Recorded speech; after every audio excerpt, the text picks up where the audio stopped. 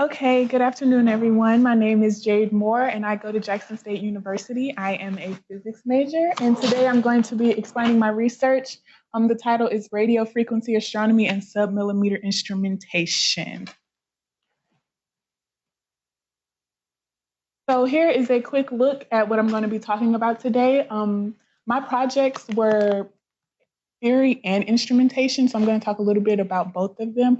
I'm going to introduce some TNOs, some calculations and plots that I did, as well as talking about a proposal that we submitted a few days ago for Planet 9 research, as well as the LATR, which I will explain in a little bit. So starting off with trans-Neptunian objects, I'm going to refer to them as TNOs. Trans-Neptunian objects are objects that orbit out past Neptune. So their semi-major axis is above 30 astronomical units. And these are fairly small objects. So they're smaller than the average planet. Of course, a TNO, a very popular TNO would be Pluto. That's on the larger ends of things. But with them being so small and them being so far away, they're very, very hard to look at, especially with optical telescopes. So they're usually looked at in other ways. Here we have two graphs showing a distribution of their orbital size, the semi-major axis right here on the left, as well as their average diameter, which is on the right. So some contributions that I made to this research. Initially, the TNOs that I was looking at were going to be used for calibrations in our Planet 9 discovery to be, hopefully, but we decided to make them two separate proposals and save the TNO one for the future. So here we can see two separate graphs of TNO positions. And I started out with a database or a few databases of TNOs.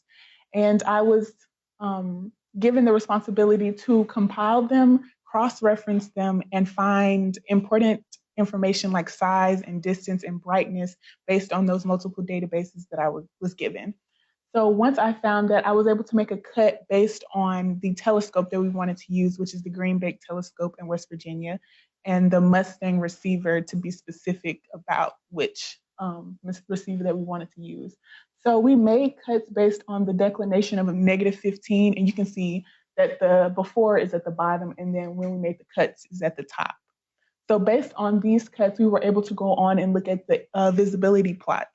So the black bar in the center is what the Mustang receiver can see at any given time, and that green arch is the actual TNO's placement in the sky throughout a certain amount of time. So here we can also see a different plot of TNOs or TNOs that made the cuts specifically. The size of the individual dot is relative to the diameter of the TNO, and then the color is representative of the temperature of the TNO. So the hotter, the brighter, the easier it is to see, the larger, the easier it is to see. Speaking of TNOs, a reason that we have decided to study them is because of Planet 9 and how they interact with each other. So Planet 9 is a hypothetical, a placeholder name that we have given some object that is out somewhere in the solar system. So the reason that we think Planet 9 exists is because of a paper that Konstantin Batygin wrote about 5 or so years ago, introducing the idea that there's a new planet out there that's interacting with these TNOs and causing these strange abnormalities to happen that can't be explained by the orbit of Neptune.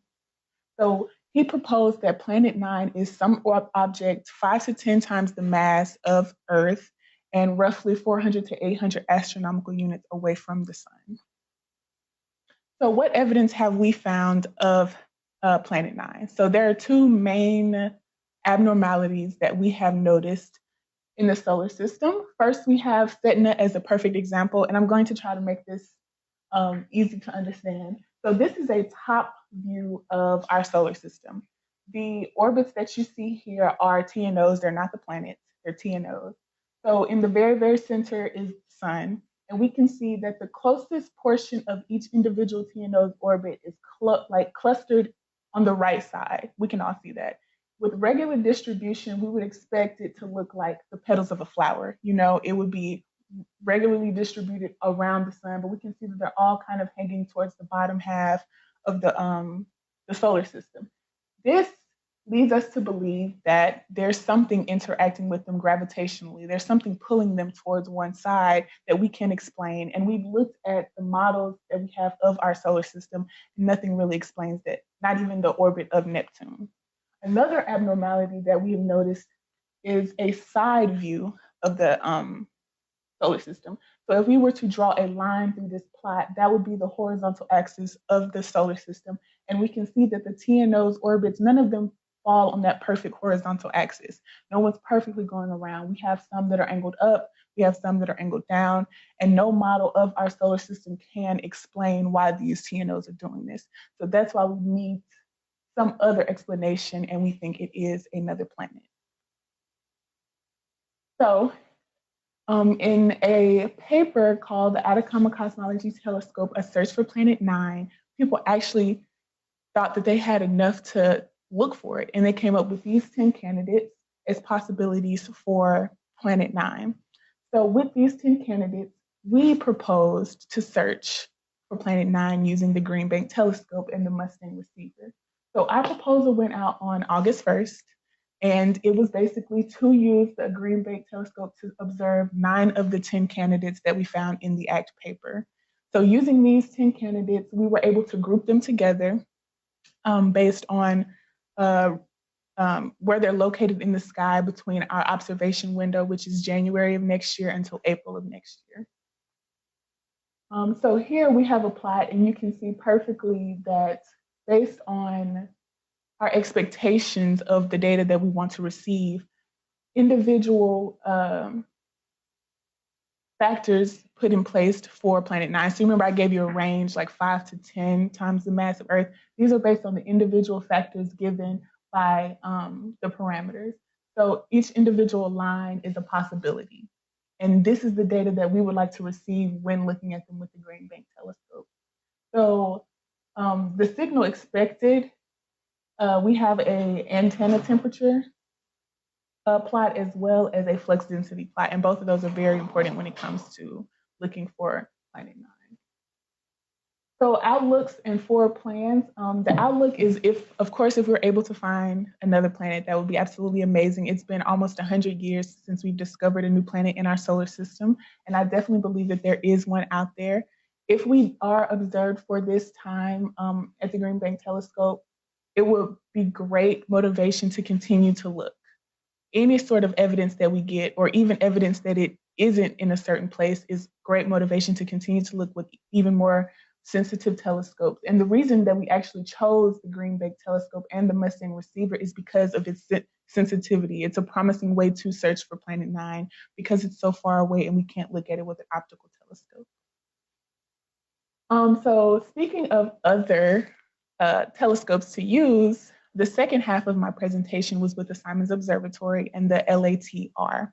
So speaking of the Simons Observatory, they have 2 main projects, which is the Large Aperture Telescope, as well as 3 small aperture telescopes, which Tana had just explained.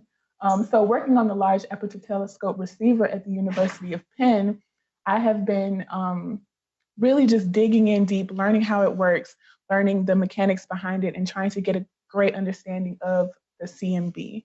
So the LATR is what I'm going to refer to it as, is the instrument that will actually be doing the surveying of the sky within the telescope. So it's looking at millimeter wavelengths. So it's not an optical telescope. It's looking at radio waves and things of the sort. And it would be a great way to search for Planet 9 once it's up and running. So this will be in Chile, like Tana said, and we're hoping to deploy it next year and be up and running by 2023.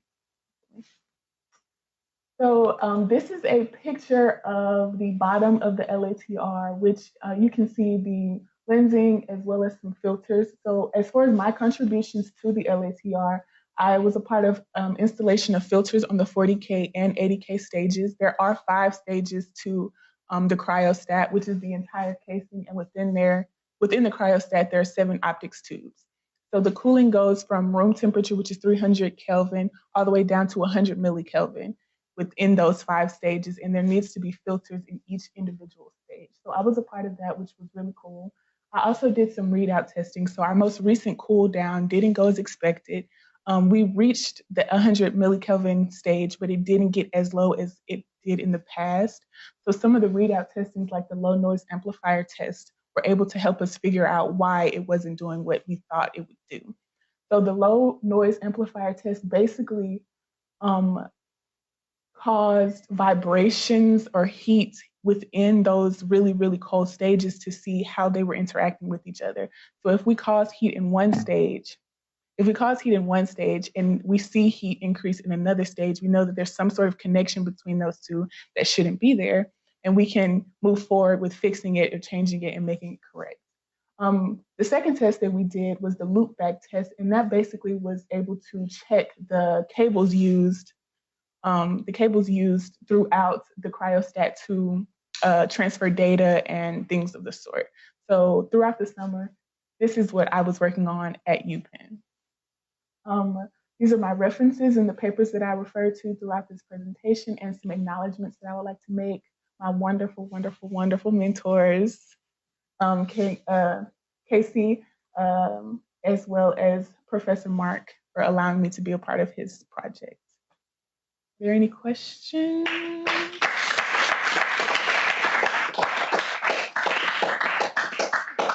Yes, to the question in the back. Yeah, thanks. You said you think something's heating up due to vibrations. Right.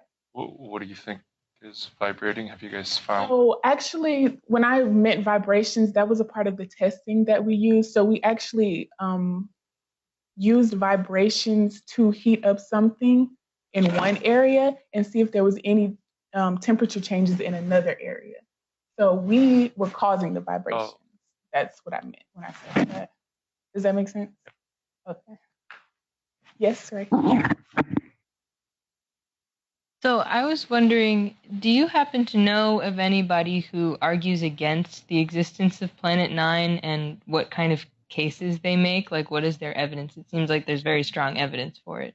That is actually a really good question. I'm not sure about anyone who argues against the existence of Planet Nine, but I know there are a lot of other thoughts. Some people think, I've heard black hole, I've heard a lot of other things other than a planet. So Planet Nine is just a nickname that we've given it. We don't actually know that it's a planet. Oh, I see.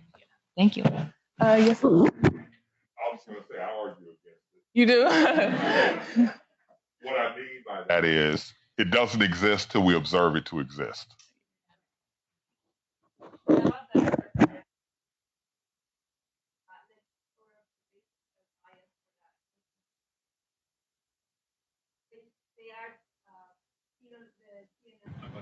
Would you mind using your seat mic? Yeah, that the TNOs are actually evenly distributed, but our observations are biased towards a portion of the sky, but they haven't been able to disprove the existence of Planet Nine, so it's not conclusive yet. Are there any more? Yes, Kayla. So, what exactly about this data?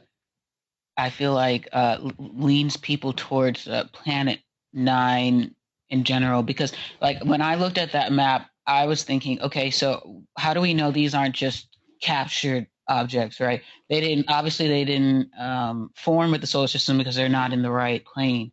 But how do we know they're just not captured? And then, like she said, if the data is biased towards one direction of the sky, they could just be stuff moving in all different directions, or orbiting rather.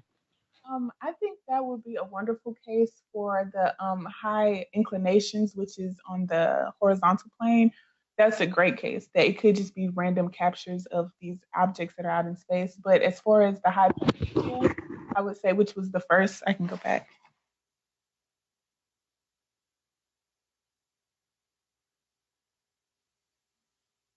So in this case, I wouldn't say that's random. If it were random, like I said, it would look more like evenly distributed throughout. So the fact that it's all in that one general area on the right side, I feel like there has to be something interacting with it that we just don't know about yet, whether that be a planet or whether it be something completely different. There's some sort of interaction going on there that we can't account for. So that's why people lead to think that there's some object out there on the other far end, kind of attracting it towards one specific direction. That makes sense. Maybe we can do one more question and then we should move on. Okay. Yes. Okay, so for Planet 9 candidates, you guys actually had like legitimate radius and temperature estimates for what you would expect the planet to be. Right. How did you get those values? Are they like according to like what you would assume the gravitational attraction of an outside Planet 9 would have on the solar system, or from those? These 10 candidates were actually chosen in that Atacama paper. So those people were the original creators of those 10 candidates. They got those ideas. Now I can tell you a little bit more about the methodology that they used, called the stack shift method, where they were basically able to find these individual candidates. But as far as the parameters and of that sort, I would have to get back to you on that. Okay, thank you. Okay. So I will just say one of last year's scholars actually detected another planet in another galaxy. I never thought that this year's scholars would top it and find a new planet in our own galaxy. So let's thank Jade one more time.